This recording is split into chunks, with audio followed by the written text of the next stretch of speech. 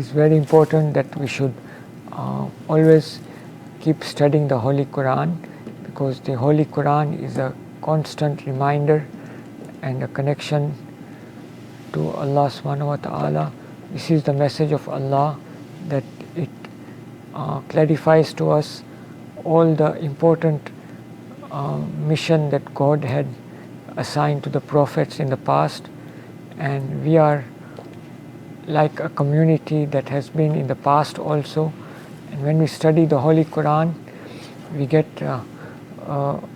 experience about what happened in the past, how the people lived, how they struggled, the challenges they faced. And the Quran, it warns us about the punishment of God and tells us not to get carried away in worldly pleasures and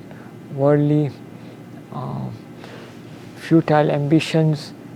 that are not going to last, but we have to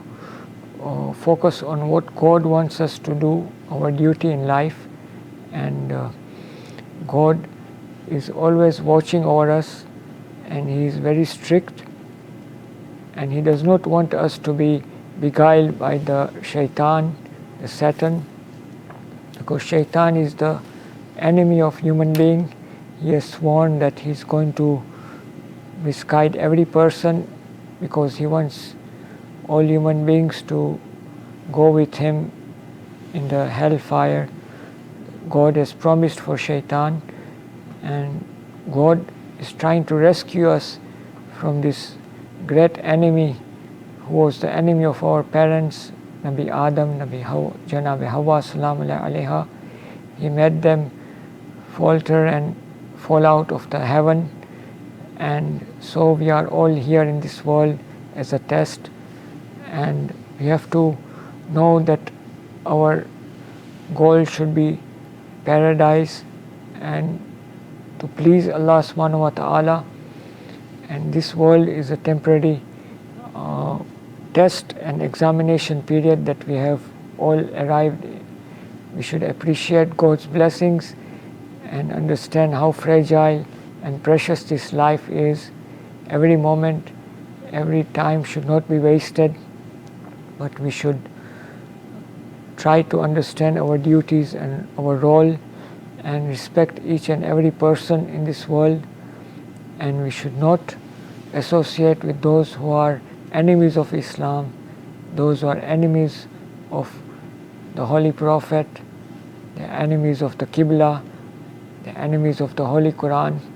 because some people have made it their mandate, their goal, to work against the deen, to always try and hurt the Muslims, and they use their wealth and their weapons to destroy the Muslims and to hurt them in every way possible. So therefore we should always remember the oppressed ones, those who couldn't make it to this world, those who are suffering in prisons, those who are suffering in bondage and in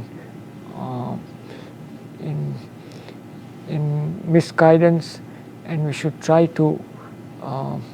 first of all purify ourselves. We should try to clean ourselves, our behavior, our thoughts, as we have been taught by the Aim-e Masumin, the Ahlul Bayt, Atharata, and we have to follow the ways that have been taught to us by the prophets, how the great messengers of Allah, they try to guide their community